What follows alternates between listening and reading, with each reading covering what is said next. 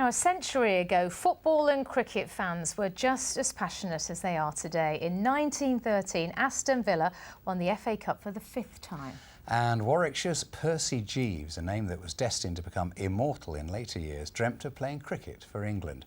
But the First World War changed everything. In the latest in our series on life in 1913, Ian Winter reports on some sporting surprises in the year before the war.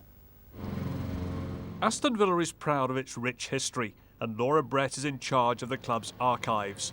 100 years ago, Villa won the FA Cup for the 5th time, and now Laura is planning an exhibition to celebrate the centenary of that famous victory.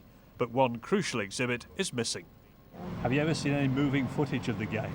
I haven't, no. Not aware there is any that exists. We think we found some. No, really. From 1913. That's unbelievable, that really is. Destination South Wales to Cardiff to visit a collector of rare football memorabilia, and we weren't disappointed.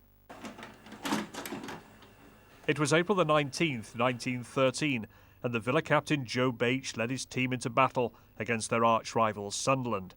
It was an ill-tempered final, littered with fouls and very few chances. Sadly, there's no record of Villa's missed penalty or Tommy Barber's match-winning goal 12 minutes from time.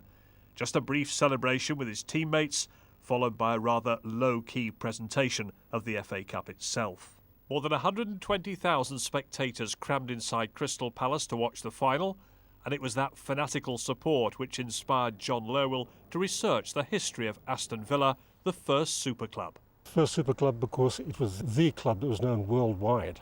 George Ramsay, the club manager at that time, used to receive messages from as far afield as Africa saying congratulations. In 1913, Aston Villa were the biggest football club in the land, so when they offered a contract to one talented youngster, it came as quite a shock when he replied, "No thanks, cricket comes first." Because his heart was here at Edgbaston. He loved playing cricket for Warwickshire, and his name was Percy Jeeves. In 1913, Jeeves became part of Warwickshire folklore, a gifted all-rounder. He took 7 Worcestershire wickets for just 34 runs, using this very ball at Edgbaston. A fabulous, natural, all-round sportsman. He got so many wickets in such a short space of time against fine teams and against great players as well. So he had such a career in front of him. But Percy's dream of playing for England died in the First World War. In 1914, he volunteered for Kitchener's army. And at St John's House Museum in Warwick, journalist Brian Holford has been captivated by Jeeves' remarkable story. There was nobody that had a bad word to say about Percy Jeeves as a bloke, never mind a sportsman. He was just a very nice fella. On the 11th of July 1916, Private 611 Percy Jeeves played his last game of cricket on French soil with his Birmingham pals from the 15th Royal Warwickshires. 10 days later, at the Battle of the Somme, Percy went missing, presumed dead. He was 28 years old. From a cricket point of view, of course, Warwickshire and almost certainly England had lost an enormous talent.